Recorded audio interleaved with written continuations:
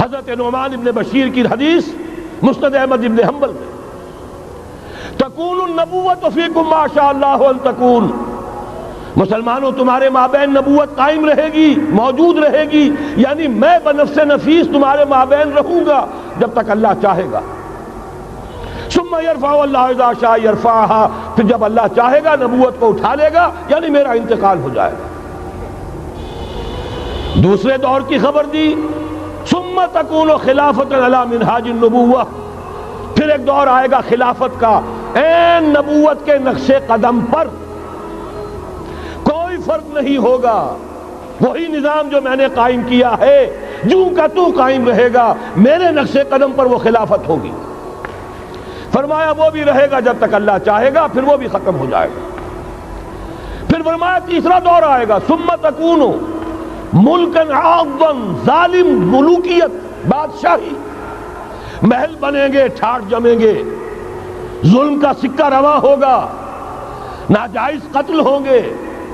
حجاج ابن یوسف کے ہاتھوں سینکڑوں تابعی محمد ابن قاسم بلا کر شہید کر دیے گئے، ورنہ اسی وقت پورا یہ جزیرہ نما ہند جو ہے، انڈین پیننسولا، اس وقت پورا کا پورا مسلمان ہو جاتا۔ لیکن ملوکیت کو کبھی یہ برداشت نہیں ہوتا کہ کوئی شخص پبلک کے اندر مقبول ہونا شروع ہو جائے، پاپولر ہونا شروع ہو جائے، ان کے اقتدار کے لیے خطرہ ہو سکتا تھا۔ اسی دور ملوکیت میں واقعہ کربلا ہوا، حسین ابن علی رضی اللہ تعالی عنہما شہید ہوئے۔ اسی ظالمانہ حکومت کے دور میں واقعہ ہررا ہوا، مدینے کی بے حرمتی ہوئی 3 دن تک۔ اسی کے دور میں حضرت عبداللہ ابن زبیر رضی اللہ تعالی عنہما شہید ہوئے۔ میں اب کیا کیا گنواؤں؟ حضور نے جب فرمایا ثم تکون ملکن عاضا، کاٹ کھانے والی ملوکیت، یہ اسی کی شرح ہے۔ فرمایا یہ دور بھی رہے گا جب تک اللہ چاہے گا، پھر جب اللہ چاہے گا اسے بھی اٹھا دے گا۔ پھر چوتھا دور آئے گا، ثم تکون ملکن جبریا، پھر بادشاہی ہوگی غلامی کے ساتھ۔ میں نہیں کہہ سکتا اس وقت صحابہ نے اس کا مطلب کیا سمجھا ہوگا، اب چونکہ یہ دور ہمارے سامنے سے گزر چکا ہے، بلکہ ایک اعتبار سے ہم اسی دور میں سانس لے رہے ہیں، لہذا بات سمجھ میں آ رہی ہے کہ وہ ملوکیت چاہے ظالم تھی، بادشاہ مسلمان تو تھے، کلمہ گو تو تھے، ان میں بہت اچھے اچھے بھی ہوئے ہیں۔ تاریخ انسانی میں مسلمانوں کے جیسے عمدہ مثالیں ہیں عمدہ بادشاہوں کی، شاید تاریخ کے اندر کوئی اور مثالیں پیش نہ کی جا سکے۔ لیکن یہ کہ اس کے بعد جو دور آیا، کہیں ہم تاج برطانیہ کے غلام بن گئے، ملکہ برطانیہ، شاہ برطانیہ، ہز میجسٹیز گورنمنٹ، ہر میجسٹیز گورنمنٹ، کہیں فرانس کے، کہیں اٹلی کے، کہیں ہالینڈ کے، کہیں اور کسی کے، فرانس کے، اس طرح سے پورا عالم اسلام جو ہے کولونیل دور کے اندر غلامی کے دور میں چلا گیا۔ یہ چوتھا دور تھا، لیکن یہاں تھوڑا سا توقف کر لیجئے۔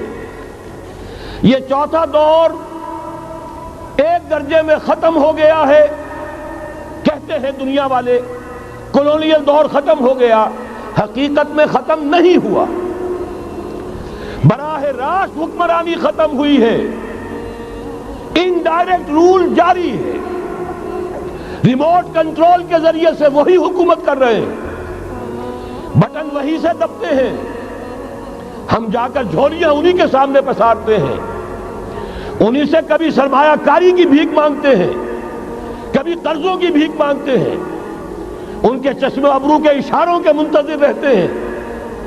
ہماری جنگ اور صلح ان کے تابع ہے، ہمارے تمام وسائل ان کے تسلط میں ہے۔ وہ دور ابھی ختم نہیں ہوا، فرق صرف یہ ہے پہلے براہ راست حاکم تھے، آج بالواسطہ حاکم ہیں۔ لیکن حضور نے فرمایا صلی اللہ علیہ وسلم یہ دور بھی ختم ہو کر رہے گا۔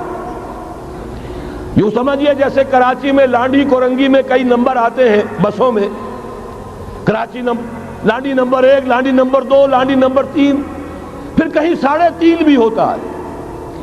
آج ہم بیچ میں کھڑے ہیں اس چوتھے دور کے، کہ حضور کے قول کے مطابق ملکن جبرین، یا دور ابھی جاری ہے، نصف ختم ہو گیا ہے، نصف ابھی باقی ہے۔ لیکن ایک بات تو بڑی تلخ ہے، ابھی بقیہ نصف میں بڑی قیامتیں گزرنے والی ہیں۔ اسی بقیہ نصف میں وہ معرکہ پیش آنے والا ہے، اسی میں وہ ملاحم ہوں گے، اسی میں وہ الملحمۃ العظمیٰ ہوگی، اسی میں دجال اکبر کا ظہور ہوگا، اس میں ہمارے اوپر تکالیف اور مصائب ابھی اور اس کے سائے گہرے ہوں گے، اور کچھ روز فضاؤں سے لہو برسے گا، اور غمناک یہ تاریک اندھیرے ہوں گے، لیکن اس کے بعد فرمان نبوت پوری شان کے ساتھ ظاہر ہوگا۔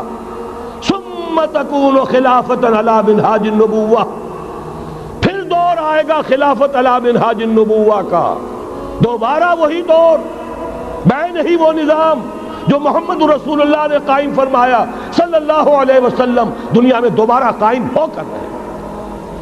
میرے کئی دوستوں نے کہا ہو کر رہے گا، میں یقین کے ساتھ کہتا ہوں ہو کر رہے گا، صرف یہ کہ ہم یہ نہیں کہہ سکتے ابھی اس میں کتنی دیر ہے۔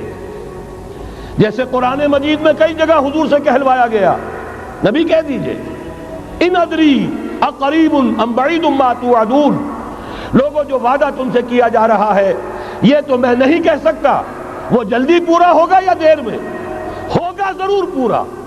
ان اللہ لا یخلف المیعاد، اللہ تعالیٰ اپنے وعدے کی خلاف ورزی نہیں کرتا۔ تو محمد الرسول اللہ صلی اللہ علیہ وسلم کی دی ہوئی نوید، دوبارہ خلافت علی منہاج النبوہ کا نظام قائم ہوگا، اور اس میں اب ذرا نور علی نور، دو حدیثیں اسی کتابچے میں شامل ہیں، پھر عرض کر رہا ہوں یہ آپ کو مل جائے گا اگر نہیں ہے اس وقت، اور میں چاہتا ہوں آپ ان کے متن یاد کریں، ان حدیثوں کے مبلغ بن جائیں، ان آیات کو حرز جان بنائیں، تاکہ مایوسی کا مداوع ہو سکے، ہمتیں جو پست ہو رہی ہیں ان میں دوبارہ عزم جمع پیدا ہو سکے۔ اس لیے ہم نے بڑی تعداد میں اسے شائع کیا ہے، 100 کے پیکٹس کے اندر آپ کو یہ مل سکے گا اگر آپ لینا چاہیں، عام کریں، پھیلائیں۔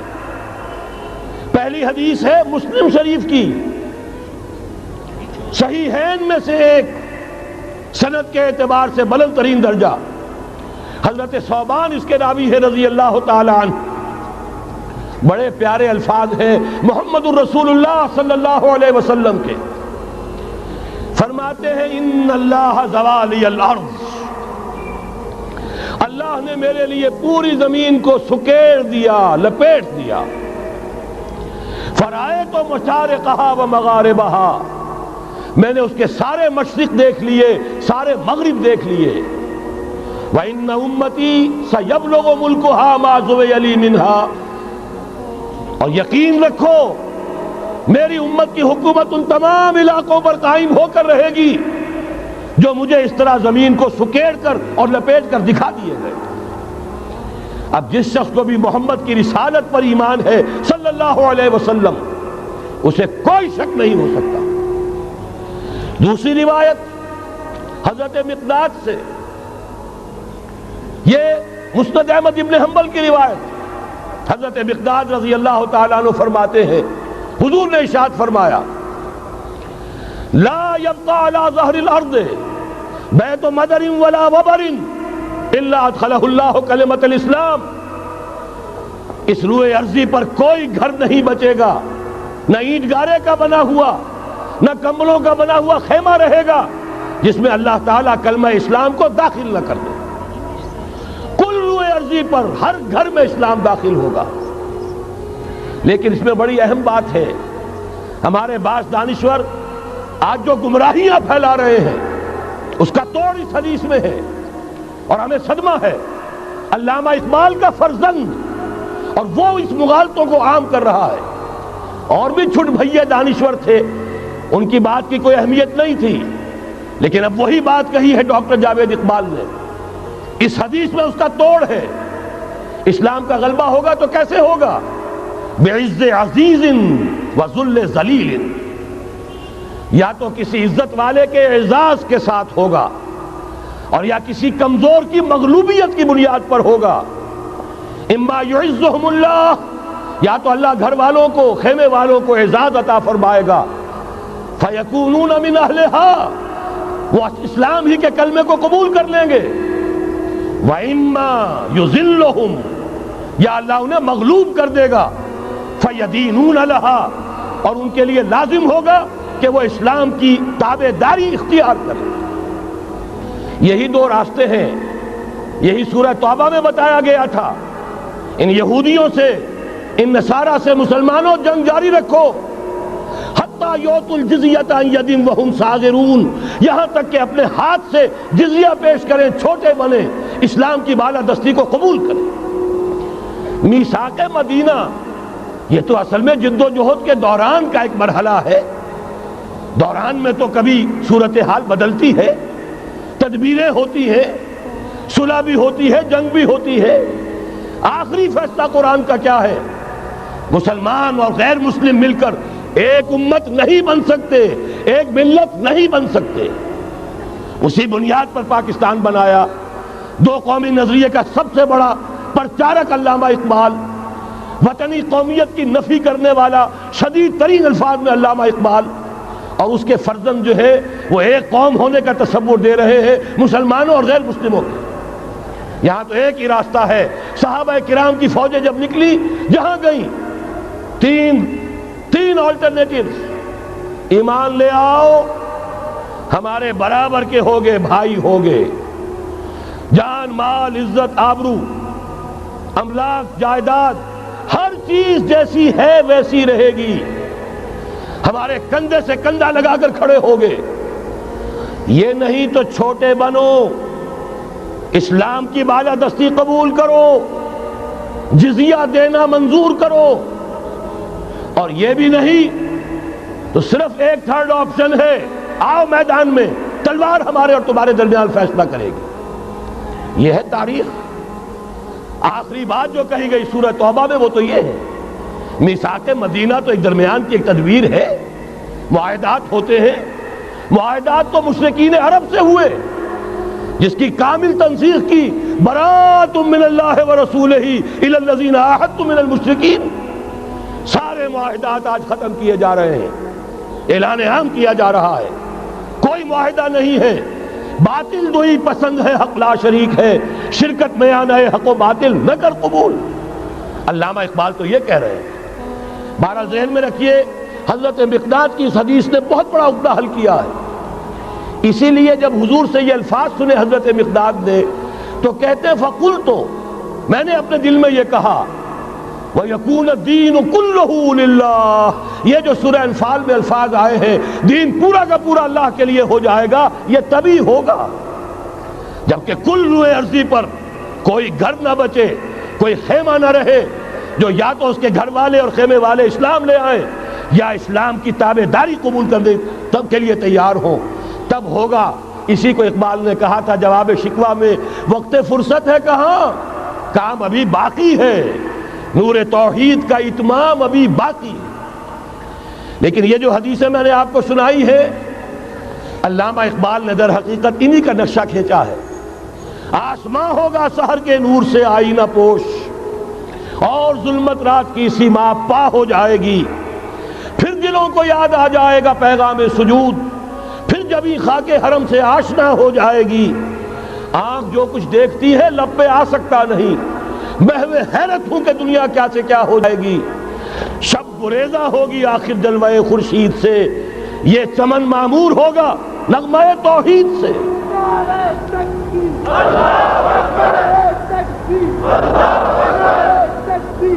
میں نے اس پر جو عنوان قائم کیا ہے، کل جہاں معمور ہوگا نغمہ توحید سے، یہ پورا کا پورا عالم کرۂ ارضی جگمگا اٹھے گا، اشرقت الارض بنور ربہا، وہ نور رب کا جب اطمینان ہوگا پوری یہ زمین اس سے چمک اٹھے گی۔ یہ ہے وہ پیشین گوئیاں۔ اب میں آپ کو بتانا چاہتا ہوں کہاں سے ہوگا۔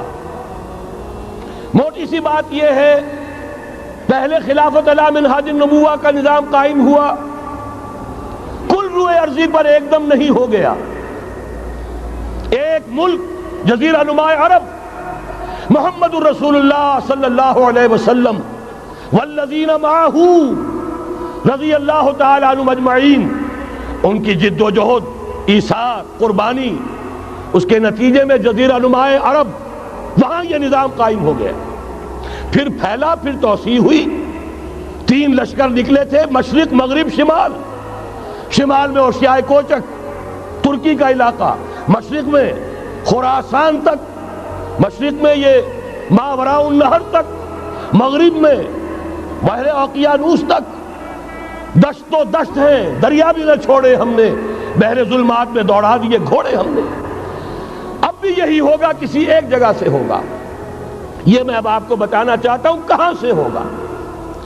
پہلے اس کے جو شواہد ہیں وہ سمجھ لیجئے، پھر حدیثیں میں سامنے لاؤں گا۔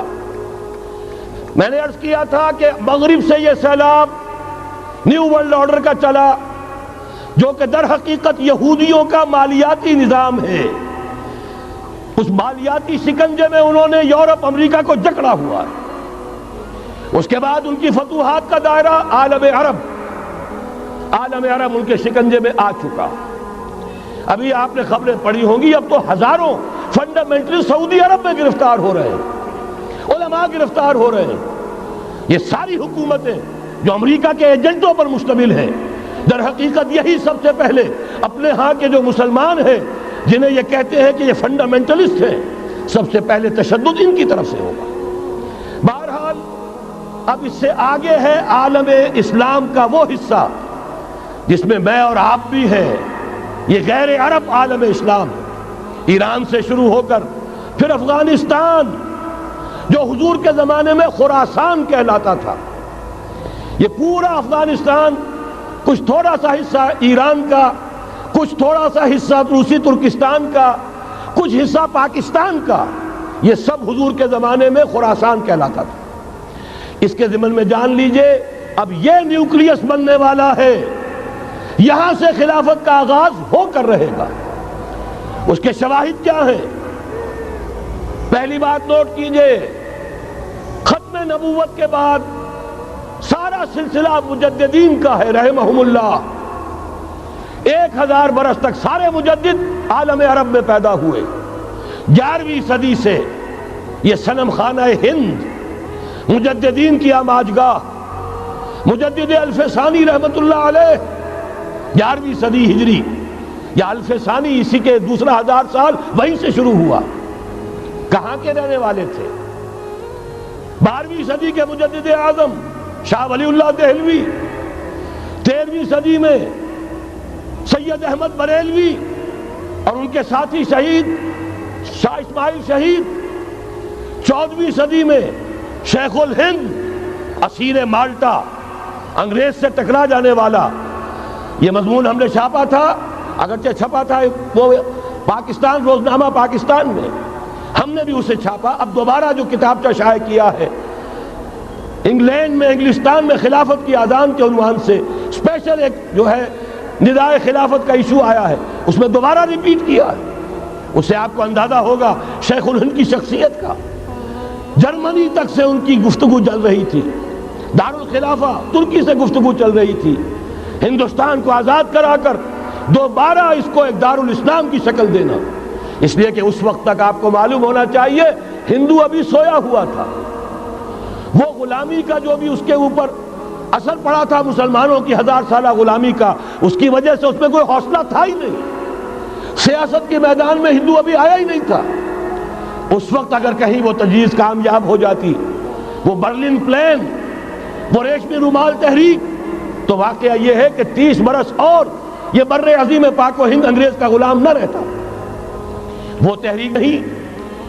پھر یہ کہ اگر خلافت کو ختم کیا گیا تو احتجاجی تحریک چلی تو یہاں، اور کس شد و مت کے ساتھ، بولی اماں محمد علی کی جان بیٹا خلافت میں دے دو، پورا بر عظیم پاک و ہند گونج اٹھا۔ گاندھی کو شریک ہونا پڑا تحریک خلافت میں، کہاں گاندھی کہاں خلافت۔ پھر اور شواہد نوٹ کیجئے، وہ جو کولونیل رول بظاہر ختم ہوا ہے، تمام مسلمان ممالک بظاہر آزاد ہوئے، لیکن کہیں بھی تحریک میں اسلام کا نعرہ نہیں لگا۔ صرف ایک جگہ، پاکستان کا مطلب کیا؟ لا الہ الا اللہ، اور اس سے پھر گونج گیا پورا بر عظیم پاک و ہند، راس کماری سے لے کے درہ خیبر تک اور ادھر مکران سے لے کر چٹاگانگ تک، پاکستان کا مطلب کیا؟ لا الہ الا اللہ۔ پوری دنیا میں اس کا کوئی نعرہ نہیں لگا۔ پھر پاکستان ہے وہ ملک جہاں قرارداد مقاصد پاس ہو گئی، خلافت اصولی اعتبار سے ہم نے تسلیم کر لی۔ جب حاکمیت اللہ کی ہے، ہمارے پاس حاکمیت نہیں، ہم حاکمیت کے مدعی نہیں۔ 10 کروڑ عوام کی ایک نمائندہ اسمبلی نے قرارداد مقاصد پاس کی، یہی تو خلافت ہے۔ ہمارے پاس جو اختیار ہے اللہ کا ڈیلیگیٹڈ ہے، اور یہ انہی حدود میں استعمال ہوگا جو اصل حاکم ہے اللہ، جو اس نے متعین کر دی ہے۔ پھر یہی وہ ملک ہے، واحد ملک پوری دنیا میں جس میں فیڈرل شریعت کورٹ نے بینک انٹرسٹ کو ربا حرام قرار دیا ہے۔ پوری مسلم ورلڈ کے اندر اس کی کوئی مثال موجود نہیں۔ یہ شواہد ہے۔ علامہ اقبال جیسا مفکر یہاں پیدا ہوا، مولانا مودودی جیسا مصنف یہاں پیدا ہوا، مولانا الیاس جیسا مبلغ یہاں پیدا ہوا، شیخ الہند جیسا مجدد یہاں پیدا ہوا۔ پورے عالم اسلام میں اس کی کوئی مثال موجود نہیں۔ اور میں تو ایک اور بات کی طرف کہتا ہوں، اللہ کے معاملات بڑے عجیب ہیں۔ یہ جو جنگیں ہونے والی ہے، یہ جو خیر و شر کا مارکا دنیا کو ہے، پھر مارکا ہے روح و بدن پیش، تہذیب نے پھر اپنے درندوں کو ابھارا، اللہ کو پامردی مومن پہ بھروسہ، ابلیس کو یورپ کی مشینوں کا سہارا۔ یہ جو ابھی مارکا گرم ہونے والا ہے، پہلا حصہ میں آپ کو بتا چکا، شیطان، اس کا ایجنٹ یہودی، ان کے سب سے بڑے کارندے زائنسٹ، ان کے جو اس وقت اعلی کار ہیں ویسٹ، وائٹ اینگلو سیکسن پروٹیسٹنٹس، جو امریکہ کی زیر سرکردگی نیو ورلڈ آرڈر لے کر چلے ہیں، جو حقیقت میں جیو ورلڈ آرڈر ہے۔ دوسری طرف دیکھیے، ذرا غور کیجئے، ایک حدیث نبوی ہے، ما انزل اللہ من دائن الا انزل لہ دوان۔ اللہ نے کوئی ایسا مرض پیدا نہیں کیا جس کی دوا پیدا نہ کی ہو۔ اسرائیل 1948 میں قائم ہو رہا ہے، پاکستان 1947 میں وجود میں آیا ہے۔ 1 سال پہلے، جیسے ماں کی چھاتی میں اللہ دودھ پہلے پیدا کر دیتا ہے، بچے کی ولادت بعد میں ہوتی ہے، یہ قانون قدرت ہے۔ اسی طریقے سے توڑ اس کا در حقیقت اسرائیل کا توڑ ہے جو پاکستان کی شکل میں وجود میں آیا۔ یہ دوسری بات ہے کہ ہم بھٹک گئے، منزل کا سراغ بھول گئے، ہم آ کر دولت کے پھندوں میں، اور سب سے بڑھ کر یہ کہ جو متروکہ جائیداد کے لالچ، ہم اس میں پڑ گئے، بھول گئے یہ پاکستان کس لیے بنایا تھا، بھٹک گئے۔ بہرحال میں ان شواہد کی بنا پر یہ یقین رکھتا ہوں، پورا ترکش بیلٹ سلسلہ مجددیہ نقشبندیہ کے ساتھ، یہ پورا سلسلہ افغانستان سے چلیے، ترکستان سے چل کر ترکی تک، پورا یہ جو نان عرب ورلڈ ہے، نان عرب مسلم ورلڈ، وہ سلسلہ مجددیہ حضرت احمد سرہندی رحمت اللہ علیہ، گردن نہ جھکی جس کے جہانگیر کے آگے، جس کے نفس گرم سے ہے گرمی احرار، یہ انہی کا سلسلہ ہے جو پورے ٹرکش بیلٹ میں آپ کو نظر آئے گا۔ پھر شاہ ولی اللہ جیسا مفکر۔ بہرحال یہ تمام شواہد ہیں، اور میرے لیے تو سب سے بڑے شواہد جو ہے، اب وہ احادیث دیکھیے جو حضور نے بیان فرمائی۔ جب یہ مارکا گرم ہوگا، ایک حدیث ہے، حضور فرماتے ہیں، ابن ماجہ کی روایت ہے حضرت عبداللہ ابن حارث رضی اللہ تعالیٰ عنہ سے، یخرج ناس من المشرق یوتئون للمہدی یعنی سلطان ہی۔ جب اس عالم عرب میں، دیکھیے ایک بات میں عرض کر چکا ہوں، بڑی تلخ بات ہے، عالم عرب ہمارا بہتر حصہ ہے، افضل حصہ ہے، ان کو اللہ نے فضیلت ہم سے بہت زیادہ دی ہے۔ سب سے بڑی فضیلت کہ محمد خود صلی اللہ علیہ وسلم عرب تھے، یہ رتبہ بلند ملا جس کو مل گیا۔ پھر مستقل فضیلت، اللہ کا کلام ان کی زبان میں موجود ہے، مادری زبان۔ لہذا اگر انہوں نے کوتاہی کی، انہوں نے پیٹھ دکھائی، بہت بڑے مجرم ہیں، اس میں کوئی شک نہیں۔ اور یہی وجہ ہے یہ سارے ملاحم وہی ہونے ہیں، ایسی ایسی بھاری جنگیں، حضور فرماتے ہیں اتنے لوگ ہلاک ہوں گے کہ پرندہ اڑتا چلا جائے گا، اترنے کی جگہ نہیں ملے گی، لاشیں ہی لاشیں ہوں گی، یہ شکل ہونے والی ہے۔ اور میں تو چونکہ ایک مضمون اور کتابچے کی شکل میں بھی شائع ہو چکا ہے، جس میں کہ حضور کی اس حدیث کے حوالے سے میری امت پر بھی وہ سب کچھ وارد ہوگا جو سابقہ امت پر ہوا، اسی کے حوالے سے عرض کر چکا ہوں۔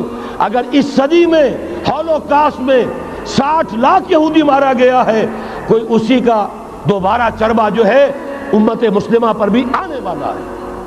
لیکن اس کے بعد پھر ان کے لیے فوجیں جائیں گی مشرق سے، وہاں جو امام ہوں گے، جو بھی ان کو لیڈ کر رہے ہوں گے، حضرت مہدی، یہ تصور ذہن میں رکھیے۔ ہمارے مابین اور عیسائیوں کے مابین حضرت مسیح کی ذات مشترک، اگرچہ ان کا یہ عقیدہ ہے کہ وہ سولی دیے گئے، فوت ہو گئے، معاذ اللہ ثم معاذ اللہ، پھر زندہ ہو کر آسمان پر گئے، پھر آئیں گے۔ ہم کہتے ہیں نہیں، وہ سولی دیے ہی نہیں گئے، وہ زندہ آسمان پر اٹھائے گئے، واپس آئیں گے۔ گویا کہ بہت حد تک اشتراک ہے، لیکن ایک اختلاف بھی ہے۔ اسی طرح حضرت مہدی کے بارے میں شیعہ اور سنی تصورات میں اتفاق بھی ہے، اختلاف بھی ہے۔ یقیناً امت مسلمہ، امت عرب، مجھے تو اقبال کا وہ شعر یاد آتا ہے، خون اسرائیل آ جاتا ہے آخر جوش میں، توڑ دیتا ہے کوئی موسیٰ طلسم سامری، تو کیا خون اسماعیل جوش میں نہیں آئے گا؟ حضرت اسماعیل کی نسل میں حضور، اور حضور کی صاحبزادی حضرت فاطمہ رضی اللہ تعالی عنہ، حضور نے فرمایا میری اس بیٹی کی نسل میں اللہ تعالیٰ ایک شخص کو اٹھائے گا جو اس وقت مسلمانوں کی قیادت کرے گا۔ یہ چیز ہمارے اور اہل تشیع کے مابین مشترک، فرق یہ ہے وہ سمجھتے ہیں کہ ان کے 12ویں امام کہ جو آج سے 1200 برس قبل روپوش ہو گئے تھے وہ ظاہر ہوں گے، ہمارے نزدیک نہیں، وہ پیدا ہوں گے، نو مولود ہوں گے، عام انسانوں کی طرح آئیں گے، ہوں گے نسل فاطمہ میں سے رضی اللہ تعالی عنہا، اور وہ اس وقت عربوں کی قیادت کریں گے۔ خون اسماعیل آ جائے گا آخر جوش میں، اور کوئی حضرت مہدی وہ آئیں گے اور اٹھیں گے اور قیادت کریں گے، دجال سے مقابلہ کریں گے اور اس ملاحم کے اندر قیادت فرمائیں گے، لیکن ان کی مدد کے لیے مشرق سے فوجیں آئیں گی۔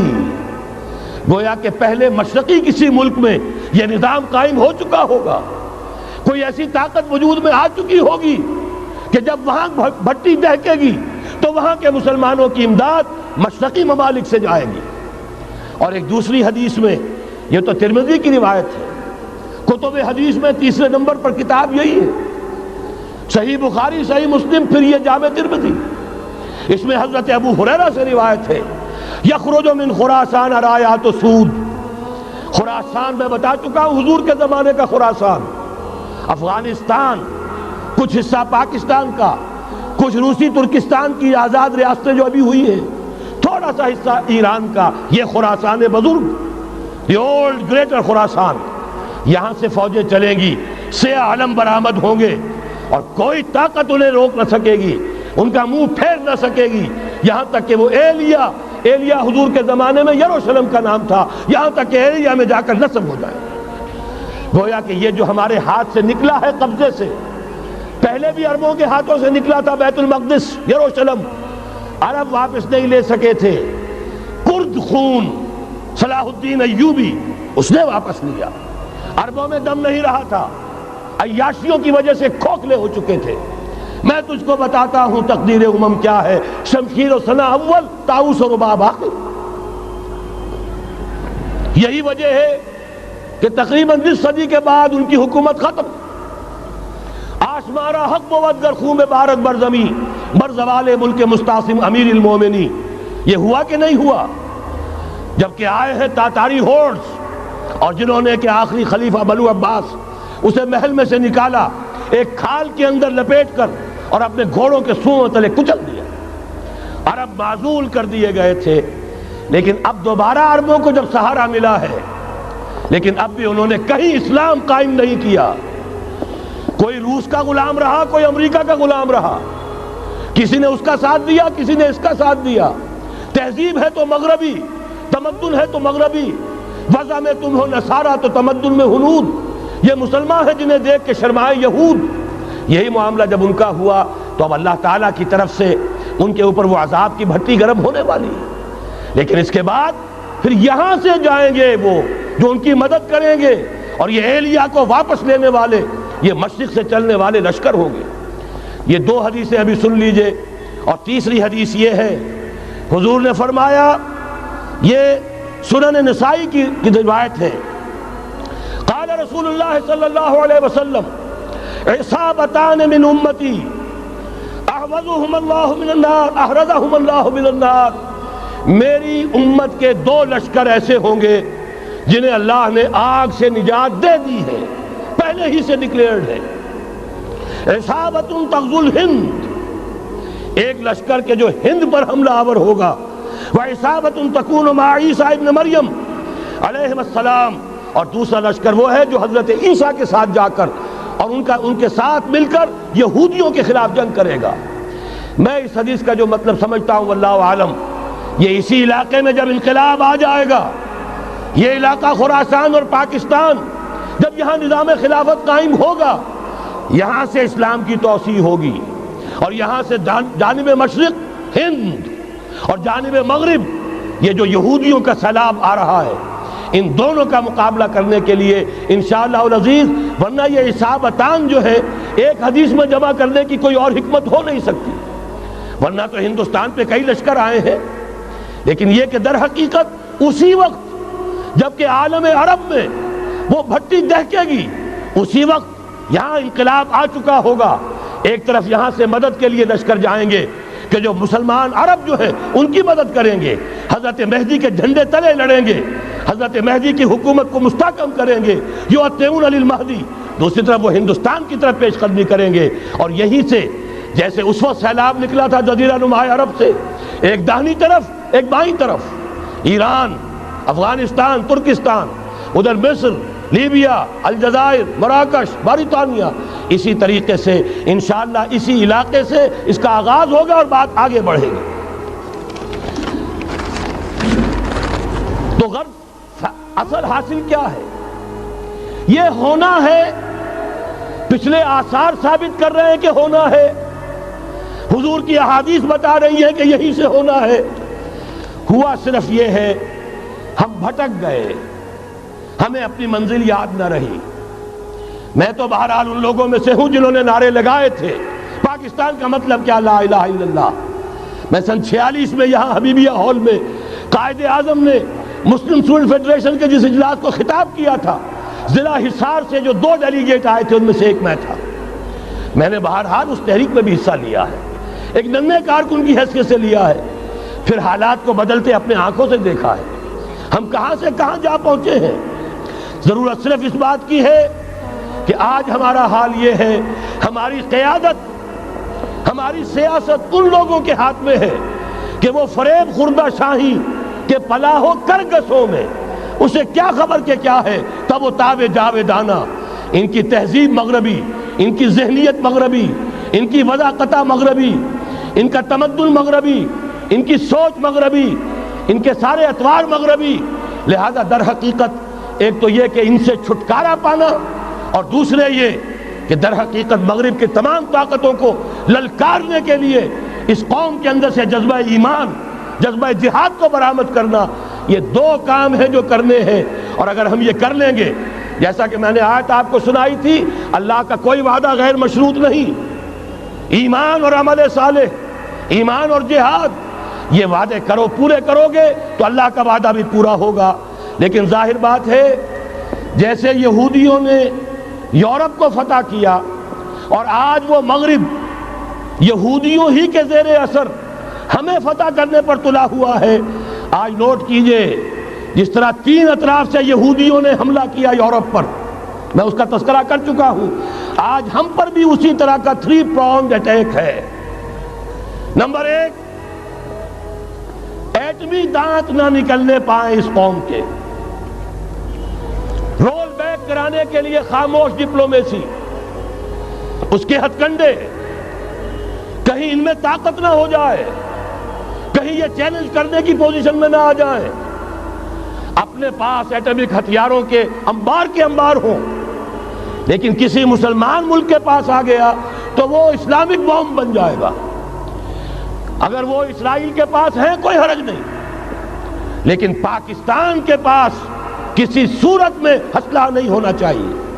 کمزور رکھو، ہمارے دستے نگر رہے، ہماری ہی مرضی پر، ہمارے چشم ابرو کے اشارے پر حرکت کریں.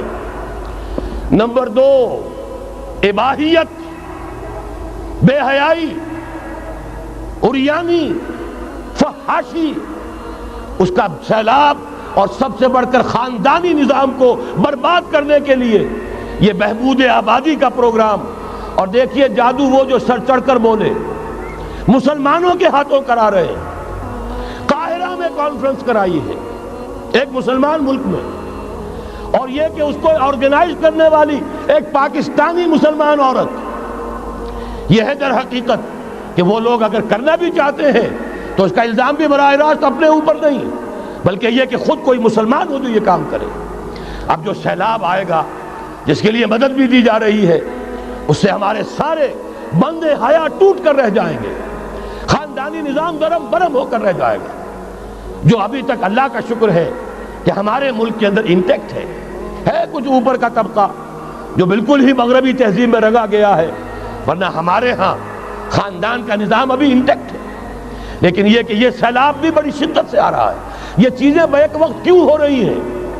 اور تیسرا اور سب سے زیادہ سٹل وار، سب سے زیادہ یوں سمجھیے کہ جو لطیف، جو کہ ایک طرح کا احسان جتایا جا رہا ہے، ڈالروں کی اب یلغار.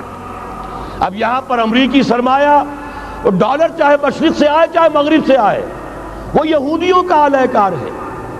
آپ نے اگر $1 نوٹ کا اگر کبھی نقشہ دیکھا ہو، اس کے اوپر جو سگنیا بنا ہوا ہے، جو نشان ہے، وہ کیا ہے؟ پیرامڈ، احرام مصر. یہ کن کے لیے اہمیت رکھتے ہیں؟ ہزارہا یہودیوں کا خون اور ان کی ہڈیاں ان پیرامڈز کے تلے دبی ہوئی. جب یہ احرام بنائے گئے تھے، یہ یہودی وہاں غلامی کے دور میں تھے، بیگار ان سے لی جا رہی تھی. بڑے بڑے پتھر جب گرتے تھے تو پسنے والے یہودی ہوتے تھے. یہ ان کی اپنی جیسے ہولوکاسٹ، جیسے انہوں نے اس کو اپنا سمبل بنایا ہوا ہے، اسی طریقے سے پیرامڈ، مصر کا پیرامڈ، یہ گویا کہ ان کے اس زوال کا ایک نشان ہے. اور اس پر ایک آنکھ بنی ہوئی ہے، ایک آنکھ، کان دجال کی آنکھ، وہ دیکھ رہی ہے. عجیب ہے یہ سمبل. نیچے لکھا ہوا ہے نووس آرڈو سکلورم، اور یہ در حقیقت 1776 جو نیچے لکھا ہوا ہے وہ رومن حروف کے اندر یہ 1776 ہے، جو میں بتا چکا ہوں آرڈر آف ایلومیناٹی وساپ نے قائم کیا تھا. عام دنیا یہ سمجھتی ہے کہ شاید یہ امریکہ کا یوم آزادی ہے، سن آزادی ہے. 1 مئی اس آرڈر آف ایلومیناٹی کی تاسیس 1 مئی کو ہوئی ہے. یہ 1 مئی جو منایا جاتا ہے، دھوکہ یہ دیا گیا ہے کہ یہ شکاگو کے جو مزدور ہیں ان کی یادگار ہے. حقیقت میں یہ 1 مئی اور 1776 آرڈر آف دی ایلومیناٹی کی تاسیس کی تاریخ ہے. یہ تمام معاملہ سمجھ لیجئے. ڈالر در حقیقت ہم نے ابھی تازہ ندائے خلافت میں نعیم صدیقی صاحب کی نظم شائع کی ہے. 45 برس بلکہ شاید اس سے بھی زیادہ عرصے کی پرانی نظم ہے جو ہم نے شائع کی ہے. ڈالر میرے اس دیش کو ناپاک نہ کرنا.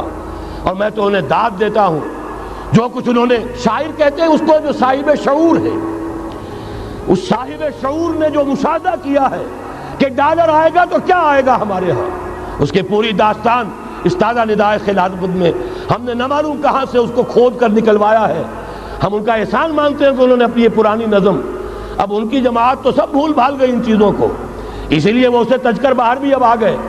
بہرحال ہمیں تو ان کی ایک ایک چیز جو ہے، مجھے تو وہ شعر آج کا اگر آپ نے جنگ کا میرا کالم پڑھا ہو، میری تو فکر کے اندر رچ بس گیا ہے. پاکستان کے بارے میں جب کہا تھا، اے آندھیوں سنبھل کے چلو اس دیار میں، امید کے چراغ جلائے ہوئے ہیں ہم. ہماری امیدوں کے چراغ ہے یہ. اسلام کا گہوارہ بننے والی ملک ہے یہ. اس کو ہم نے قائم کیا تھا اسلام کے لیے. یہ آندھیاں نہ چلیں. اس ملک کو ہم نے اسلام کے چراغ جو ہے ہم نے اس میں روشن کیے ہوئے ہیں. اے آندھیوں سنبھل کے چلو اس دیار میں، امید کے چراغ جلائے ہوئے ہیں ہم. بہرحال یہ تیسرا سیلاب ہے، ننگی سرمایہ داری، جس کی پھر لعنتیں ہوتی ہیں. ایک طرف فقر، ایک طرف احتیاج، ایک طرف بھوک، ایک طرف دولت کے انبار، پہلے بھی ہمارے ہاں فرق کم نہیں ہے، لیکن اب جو ہوگا اگر یہ بات پوری ہو گئی تو وہ ننگی سرمایہ داری، اور سرمایہ داری ہی در حقیقت یہود کا سب سے بڑا ہتھ کنڈا ہے۔ یہ بینکنگ کا نظام، یہ سارا کا سارا سودی نظام، یہ IMF، یہ ورلڈ بینک، یہی تو ان کے سب سے بڑے ادارے ہیں۔ تو واقعہ یہ ہے کہ تین طرف سے ہم پر حملہ ہو رہا ہے۔ اور یہ سود کے بارے میں کیا کہا تھا اقبال نے؟ از ربا آخر چمی زائد فتن، اس سود کے ام الخبائث کے پیٹ سے سوائے فتنوں کے اور کیا برآمد ہو سکتا ہے؟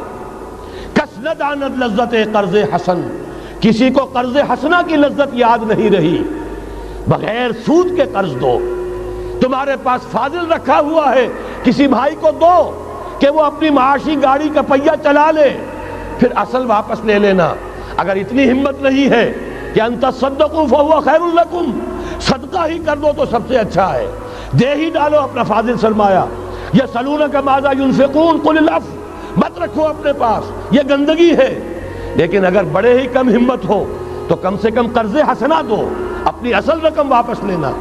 کس ندانت لذت قرض حسن، از ربا جاں تیرا دل چوں خشت و سنگ، اس لیے کہ سود کے ذریعے سے انسان کے اندر تاریکی پھیل جاتی ہے، دل جو ہے اینٹ کے مانند، پتھر کے مانند سخت ہو جاتا ہے، کٹھور۔ ثم قست قلوبکم فہی کالحجارۃ او اشد قسوۃ، آدمی درندہ بے دندان و چنگ، اور انسان بغیر اس کے کہ بھیڑیوں والے دانت ہوں اور بھیڑیوں والے پنجے ہوں، بھیڑیا بن جاتا ہے۔ بہرحال اب کرنے کا کام کیا ہے اس کو سمجھیے۔ اس پوری صورتحال کا میں نے آپ کے سامنے نقشہ پیش کر دیا۔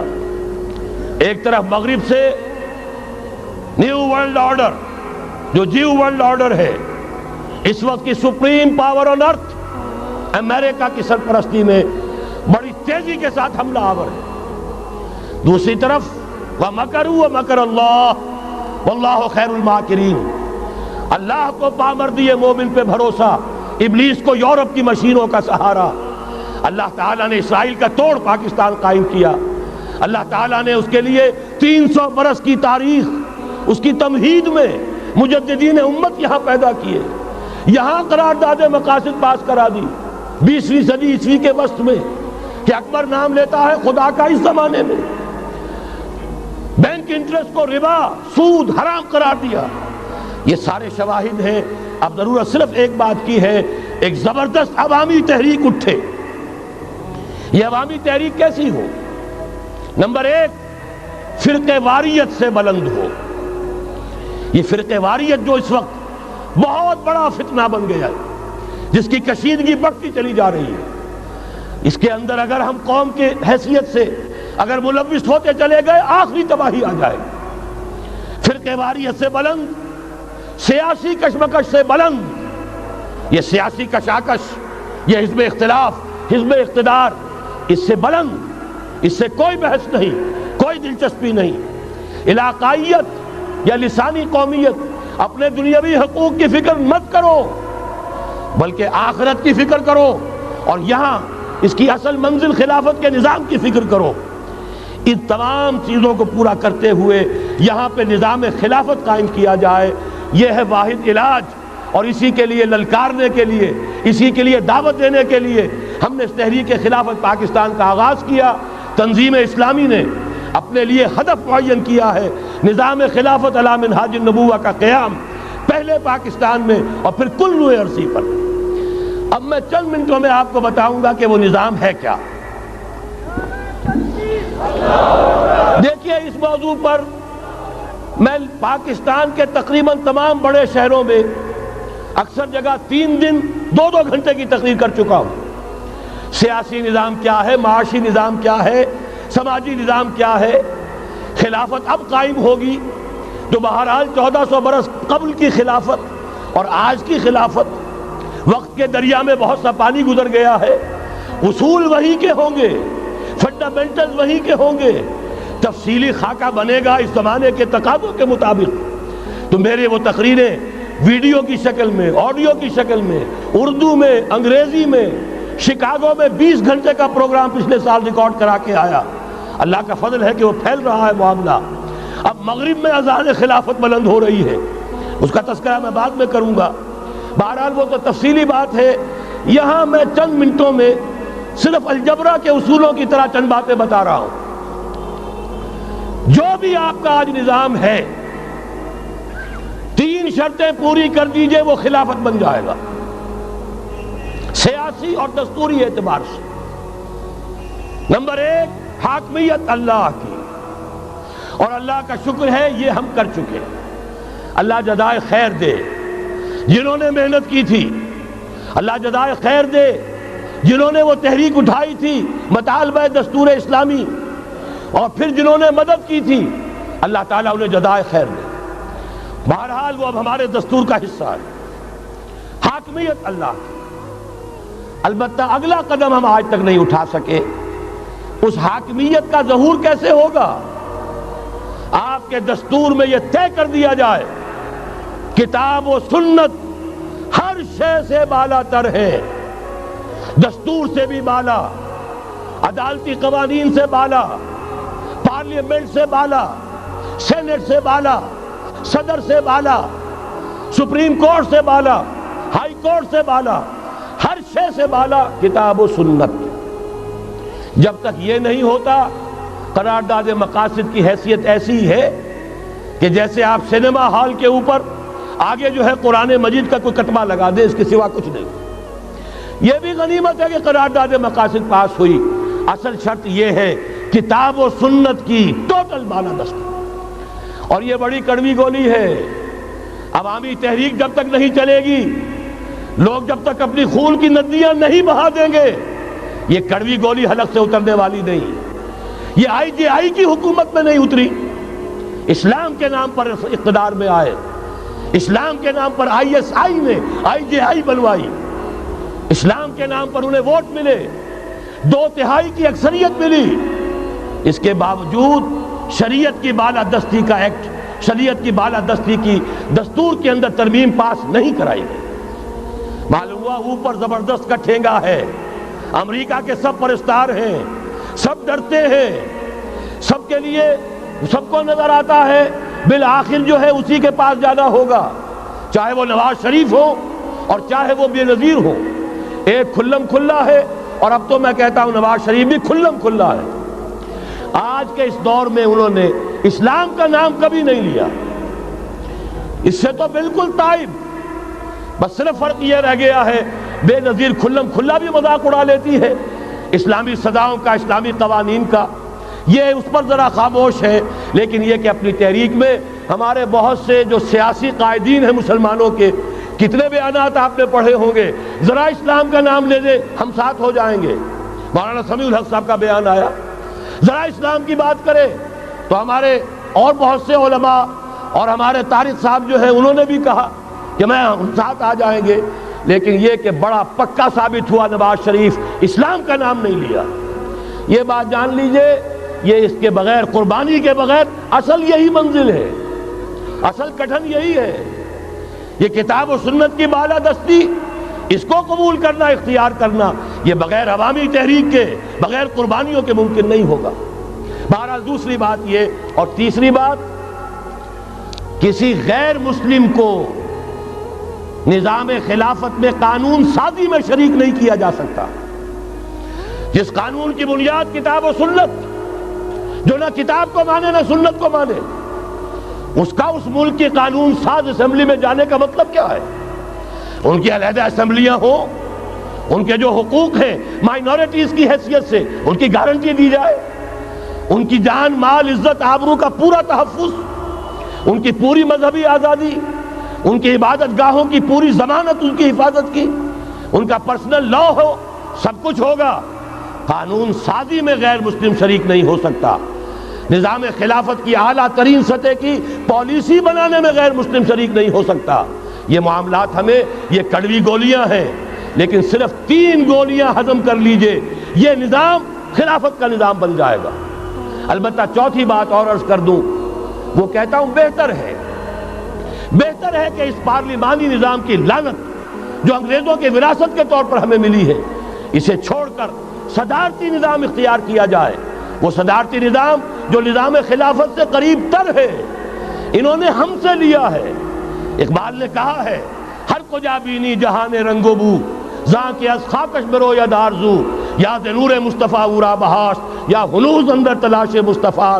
اگر کوئی اچھائی ان کے پاس ہے وہ نور مصطفیٰ سے مانگی ہوئی ہے۔ یہ خلافت کے نظام کا چربہ ہے۔ ایک شخص کو منتخب کرو، اب اسے اختیار دو، اس کے ہاتھ کھلے رکھو، اسے کام کرنے دو۔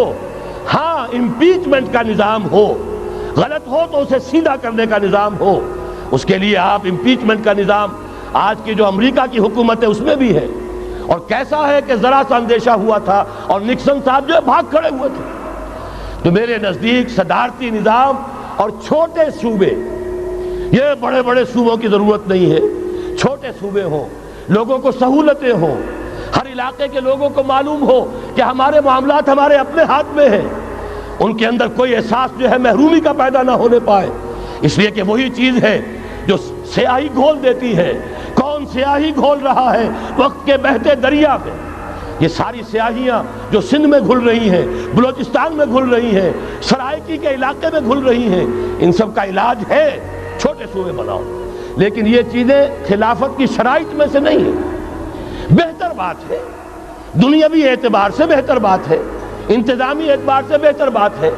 باقی اصل شرائط تین: اللہ کی حاکمیت کا اقرار جو قرارداد مقاصد میں بالفعل ہے، کتاب و سنت کی ٹوٹل بالادستی، سپریم کورٹ کو اختیار دیجئے وہاں جا کر کوئی بھی شہری پاکستان کا کوئی بھی عالم دین اگر ثابت کر دے فلاں قانون، فلاں ہدایت، فلاں انسٹرکشن، فلاں کوئی حکم جو دیا گیا ہے کتاب و سنت کے منافی ہے، فوراً کل عدم ہوگا۔ اور تیسری بات، غیر مسلم پروٹیکٹڈ مائنورٹی ہوں گے، ان کی جان مال عزت آبرو کی حفاظت ہوگی، لیکن یہ کہ وہ برابر کے قانون سازی کے حق میں شریک نہیں ہو سکتے، اس لیے کہ یہاں کتاب و سنت منبع ہے قانون کا جس کو وہ تسلیم نہیں کرتے۔ اسی طرح یہ معاشی نظام، موجودہ سرمایہ دارانہ نظام، بہت بڑی لعنت، بہت بڑی لعنت، بہت بڑی لعنت۔ لیکن جیسے آپ کو معلوم ہے، آج ہی ابو جہل کہہ دے لا الہ الا اللہ محمد الرسول اللہ، مسلمان بن جاتا؟ کلمہ تو ایک ہی تھا نا۔ ابو طالب کے پاس جب وفد گیا تھا رؤسائے قریش کا، اور انہوں نے کہا تھا کہ اپنے بھتیجے کو روک لو ورنہ اب ہم جو تمہاری بھی رعایت اب نہیں کریں گے، میدان جنگ میں آ جاؤ۔ ابو طالب نے کہا تھا میرا بھتیجا تم سے کیا مانگ رہا؟ ایک کلمہ، ایک کلمہ لا الہ الا اللہ، اور تو اس کا کوئی مطالبہ نہیں۔ انہوں نے کہا، ابو سفیان اس وقت تک چونکہ ابھی کفر میں تھے، شرک میں تھے، انہوں نے کہا وہ ایک کلمہ جو وہ مانگ رہا ہے وہ ہمارے سارے معبودوں کی نفی کر دیتا ہے، وہی تو سب سے بڑی مصیبت ہے۔ تو میں آپ کو بتا رہا ہوں، تین چیزیں اس سرمایہ دارانہ نظام میں سے نکال دیجئے، یہ اسلامی نظام بن جائے گا۔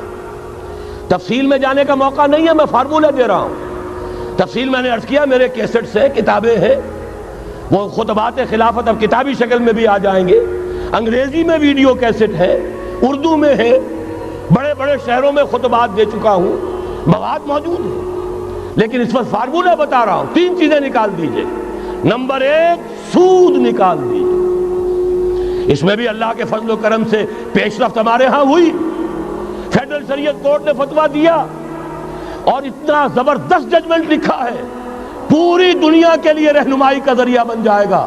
یہی وجہ ہے کہ مجھے معلوم ہوا ہے موجودہ حکومت نے اس کی اشاعت روک دی ہے، باہر کے ممالک سے ڈیمانڈ۔ میں جب انگلستان میں تھا ابھی 2 مہینے قبل، وہاں کچھ لوگوں کے سامنے تذکرہ کیا، انہوں نے کہا ہمیں منگا کے دیجئے، بنگلہ دیش کے مسلمان تھے، ہمیں منگا کے دیجئے۔ میں نے یہاں لکھا، معلوم ہوا کہ نہیں، وہ مل ہی نہیں رہا، بلکہ کہہ دیا گیا اسے مت چھاپو، اس کی اشاعت بند، اس لیے کہ وہ کلمہ خیر کہیں پھیل نہ جائے۔ یہودی کا اگر علاج ہے، جیسے آپ نے سنا تھا بچپن میں کہانیاں، دیو کی جان ایک طوطے کی گردن میں ہے، طوطے کی گردن مروڑ دو گے دیو مر جائے گا۔ یہودی کی جان سود میں ہے۔ یہ سارا ہتھ کنڈا اس کا جو ہے، جو ورلڈ ڈومینیشن یہودی چاہ رہا ہے، وہ مالیاتی نوعیت کی ہے، وہ اپنی حکومت قائم نہیں کرنا چاہتا. حکومت کے تو بڑے کھکھیڑ ہوتے ہیں، بڑی ذمہ داریاں ہوتی ہیں، لوگوں کی تنقیدیں سننی پڑتی ہیں، بھوکے بھیڑیے کبھی ٹوٹ پڑتے ہیں، لہذا ان کو چھوڑو، حکومت وہ خود کریں. ہاں وہ محنت کریں حیوانوں کی طرح، ملائی ہمارے پاس آتی چلی جائے، زندہ رہنے کی حد تک تو ان کو دیں گے.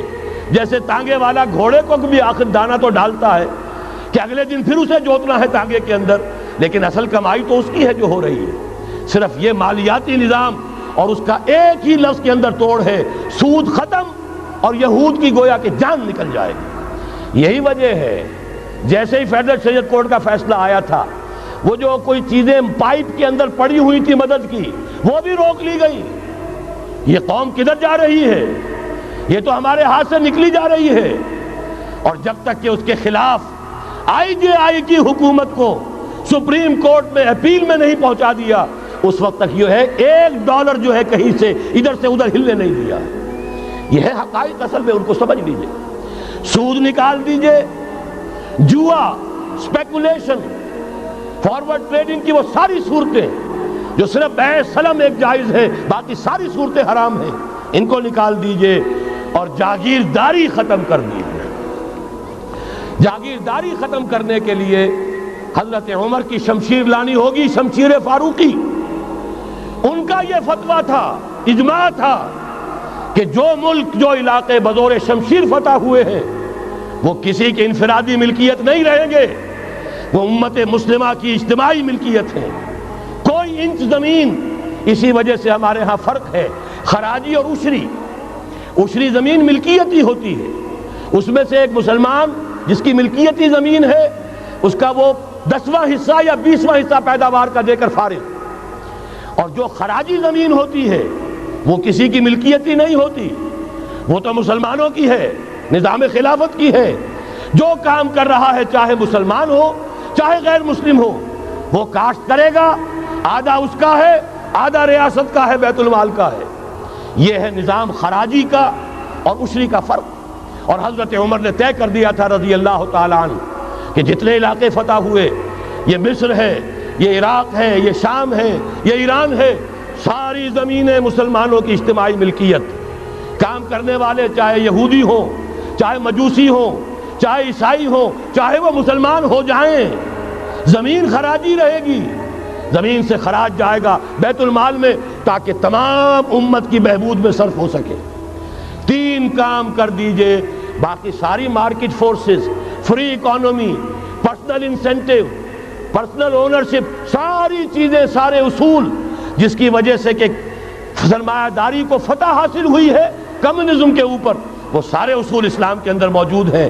لیکن سود نکال دو، جوا نکال دو، جاگیرداری نکال دو. اب آؤ اوپن کمپٹیشن، سرمایہ کاری کرو. ابھی آپ نے نظم پڑھی، سرمایہ داری کو ختم کرنا ہے، سرمایہ کاری کو فروغ دینا ہے.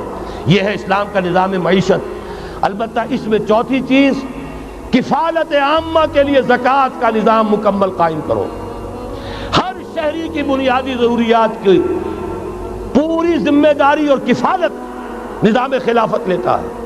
یہاں پھر میں مجبور ہوں کیا کروں، ذکر جب چھڑ گیا قیامت کا، بات پہنچی تیری جوانی تک، خلافت کا تذکرہ ہو اور حضرت عمر کا ذکر نہ آئے، ناممکن. خلافت کا نظام، جیسے آپ کہتے ہیں کہ گلاب کا پھول پورا کھلا ہوا ہے، للی ان بلوم، خلافت کا نظام پورا کھلا ہوا حضرت عمر کے دور میں نظر آتا ہے. اسی وقت کہا تھا حضرت عمر نے رضی اللہ تعالی عنہ کہ اگر دجلہ و فرات کے کنارے کوئی کتا بھی بھوکا مر گیا تو قیامت کے دن عمر ذمہ دار ہوگا. اور جانور تک کا معاملہ ہے. مجوسی کو دیکھ لیا تھا، بوڑھے کو، ایک کہ جو بھیک مانگ رہا تھا، وہاں کے عامل اور گورنر سے ایکسپلینیشن کال کی، یہ بھیک کیوں مانگ رہا ہے؟ جب یہ جوان تھا، کام سکتا تھا، تم اس سے جزیہ لے رہے تھے. اب یہ بوڑھا ہو گیا ہے، کما نہیں سکتا، تم نے اسے بھکاری بنا دیا ہے، اس کا وظیفہ مقرر کرو. ظاہر بات ہے غیر مسلم ٹیکس دیں گے، مسلمان زکوٰۃ دیں گے، مسلمانوں کے لیے زکوٰۃ سے کفالت عامہ ہوگی، غیر مسلموں کے ٹیکسوں کے ذریعے سے. وہی نظام جو آج یورپ میں ہے، اسکینڈینیوین کنٹریز میں ہے، برطانیہ میں ہے، ان امپلائمنٹ الاؤنس ہے، یا یہ کہ اور ویلفیئر کا نظام ہے. لیکن اسلام کا مکمل ترین ویلفیئر نظام زکوٰۃ کے تحت ہے. اور اس میں گارنٹی ہے ہر شہری کی بنیادی ضروریات انڈر ریٹن، ان کی ذمہ داری ریاست کے ذمہ۔ حضرت عمر ہی کا زمانہ تھا کہ لوگ اپنی زکوٰۃ لے کر پھرتے تھے، لینے والا کوئی نہیں ہوتا تھا۔ اس کا بھی میں مسئلہ آپ کو سمجھا دینا چاہتا ہوں۔ میں نے تو عرض کیا تھا میں تو مدرس ہوں، عوامی مقرر نہیں ہوں۔ میں تو چاہتا ہوں آپ چیزیں سمجھ کر اور ان کا علم آپ کا جو ہے حاصل کر کے اٹھیں، لوگوں کو پھر پہنچائیں۔ یہ کیسے ہو گیا جبکہ زکوٰۃ جو ہے وہ تو اسلامی ریاست میں نظام خلافت میں حکومت لیتی ہے؟ پھر کیسے ہو گیا کہ لوگ اپنی زکوٰۃ لے کر پھر رہے، لینے والا کوئی نہیں؟ اس کو بھی جان لیجئے، جیسے زمین کی دو قسمیں میں نے بیان کی، خراجی اور عشری، ایسے ہی زکوٰۃ کے قابل جو مال ہے اس کی بھی دو قسمیں ہیں۔ اموال باطنہ، گھروں میں رکھی ہوئی کوئی نقدی ہے، کوئی زیور ہے، کوئی اور ایسی چیزیں ہیں، یہ اموال باطنہ کہلاتی ہے۔ اس کی زکوٰۃ جبراً حکومت نہیں لے گی۔ اگر اس کی زکوٰۃ جبراً حکومت لے تو گھروں کی تلاشیاں لینی پڑیں گی، جا کے تکیے پھاڑ پھاڑ کے دیکھنے پڑیں گے کہ کہیں کچھ رکھا ہوا تو نہیں ہے۔ یہ معاملہ مسلمانوں کی ان کی اپنی نیت پر، ایمان پر، اللہ کے ساتھ ان کے خلوص و اخلاص پر چھوڑ دیا۔ ہاں اموال ظاہرہ، دکان میں 5 لاکھ کا مال پڑا ہے، 2.5% دے دو۔ گودام میں 10 لاکھ کا مال پڑا ہے، 2.5% دے دو۔ تمہارا کارخانہ ہے بہت بڑا، اس کی زمین معاف، بلڈنگ معاف، مشینری معاف، ٹولز معاف، لیکن جو سرمایہ چل رہا ہے، چاہے وہ خام مال پڑا ہے چاہے فنشڈ، ٹوٹل کی مالیت کے اوپر 2.5% دے دو۔ یہ ہے زکوٰۃ جس کو بدنام کیا ضیاء الحق صاحب نے۔ صرف سود جو ہے، سود والا جو صرف بینکوں کے اندر ڈپازٹ ہے، اس سے 2.5% لے کر اسے زکوٰۃ قرار دے دیا، حالانکہ وہ تو کوئی زکوٰۃ نہ ہوئی، سود کا کمیشن ہوا، اس کے سوا کچھ بھی نہیں۔ زکوٰۃ تو یہ ہے کہ ہر دکاندار، اور مجھے یقین ہے مسلمان دے گا، آپ اسے انکم ٹیکس جیسے لعنتی ٹیکس سے نجات دیجئے جس نے اسے جھوٹ بولنے پہ مجبور کیا ہوا ہے۔ یہ لعنتی ٹیکس ہے در حقیقت کہ جس نے ہر شخص کو جھوٹا بننے پر مجبور کر دیا ہے۔ ان کو ختم کریں۔ زکوٰۃ تو مسلمان اپنے ایمان کے تقاضے پر دے گا، اور وہ دے گا اور خوشی سے دے گا۔ یہ پورا نظام جو ہے اس کو اختیار کیا جائے زکوٰۃ کے، تو پوری ویلفیئر سٹیٹ، دنیا کے بلند ترین معیارات کی ویلفیئر سٹیٹ قائم ہو جائے، جو حضرت عمر نے کہا تھا کہ کوئی کتا بھی بھوکا اور پیاسا نہ رہے۔ اب آئیے تیسرا معاملہ سماجی، یہاں بھی 3 ہی باتیں کہوں گا۔ ترقی ہے، تعلیم ہے، ان میں کوئی رکاوٹ نہیں، خواتین کام کریں کوئی رکاوٹ نہیں۔ کیا چیز نکالنی ہے؟ بے حیائی، بے حجابی، عریانی نکال دو، ستر و حجاب انفورس کرو، سیگریگیشن، عورتوں کے اسکول علیحدہ، مردوں کے علیحدہ، عورتوں کے کالج علیحدہ، مردوں کے علیحدہ، عورتوں کی یونیورسٹی علیحدہ، مردوں کی علیحدہ، عورتوں کے ہسپتال علیحدہ، مردوں کے ہسپتال علیحدہ۔ کسی درجے میں تو ہمارے ہاں ہے، اس کو آگے بڑھاؤ، یونیورسٹی بناؤ۔ اسی طریقے سے ہسپتال میں، مردوں کے ہسپتال میں عورتوں کو نرس رکھنا کیوں لازم ہے؟ کیا مرد نرسنگ نہیں کر سکتے؟ کیا فوج کی جو فارورڈ یونٹس ہوتے ہیں میڈیکل، کیا ان میں عورتیں جاتی ہیں نرسوں کی حیثیت سے؟ جہاں اصل ضرورت ہوتی ہے، کسی کا بازو اڑ گیا ہے، کسی کی ٹانگ اڑ گئی ہے، کسی کا پیٹ چاک ہو گیا ہے، آنتیں باہر ہے، بڑی ٹینڈر نرسنگ کی ضرورت ہے، وہاں تو عورت نہیں جاتی، وہاں تو میل نرسز ہے۔ تو مردانہ ہسپتالوں میں مردوں کو نرس رکھو، زنانہ ہسپتالوں میں عورتوں کو نرس رکھو، عورتیں مریض ہوں، عورتیں ڈاکٹر ہوں، عورتیں جو ہے نرسنگ کریں، وہاں کی انتظامیہ بھی عورتوں کو دیجیے۔ پھر یہ ہے کہ ساری پرائمری ایجوکیشن عورتوں کو دے دیجیے۔ چھوٹی عمر کے بچے ہیں، انہیں عورت کے اندر اللہ تعالیٰ نے جو شفقت مادری رکھی ہوئی ہے فطری طور پر، ضرورت ہے اس ٹینڈر ایج میں، تو ارادہ اگر ہو جائے تو ہر کام ہو سکتا ہے۔ ارادہ چاہیے یہ کہ بے ستری، بے حجابی، عریانی، فحاشی کا خاتمہ کرو۔ نمبر 2، شراب اور منشیات کا خاتمہ کرو۔ اس کے لیے آئرن ہینڈ بلکہ آئرن فسٹ کی ضرورت ہے۔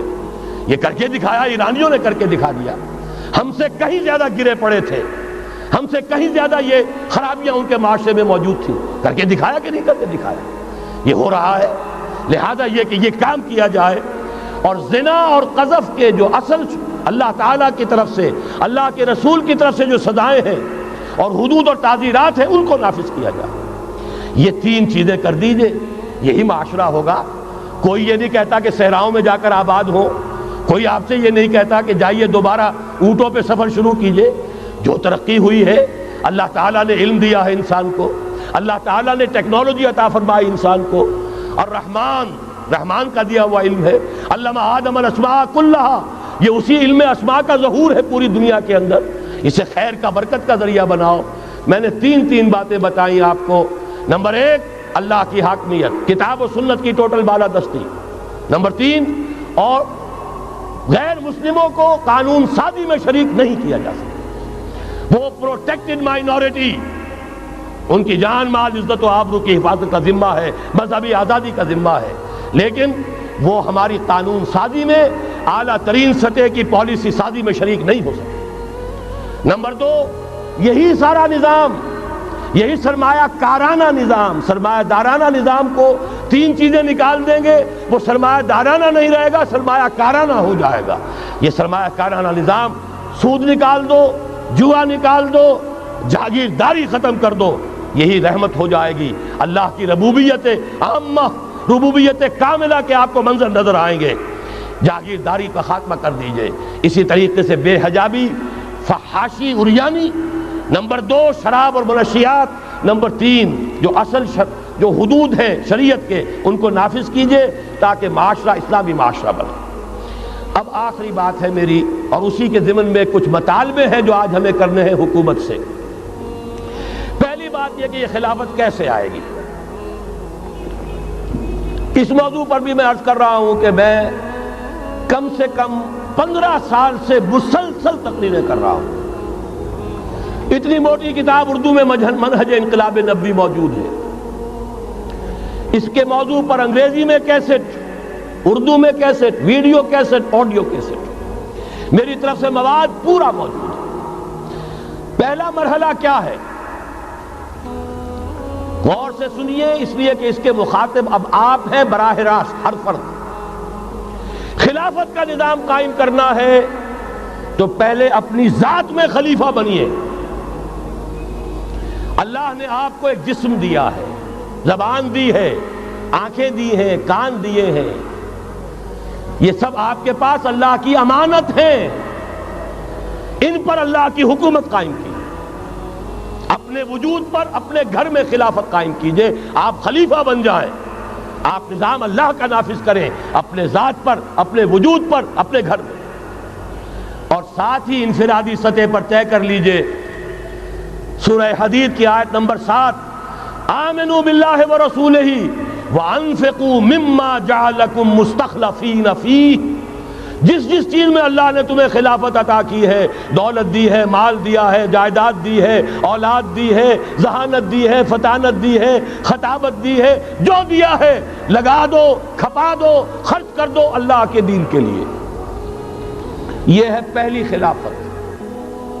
اپنے وجود پر اللہ کی حکومت قائم کرو، اپنے گھر میں اللہ کی حکومت قائم کرو، اپنی معاشرت اسلامی بناؤ، اپنے معاش کو اسلامی بناؤ، اور جو کچھ اللہ نے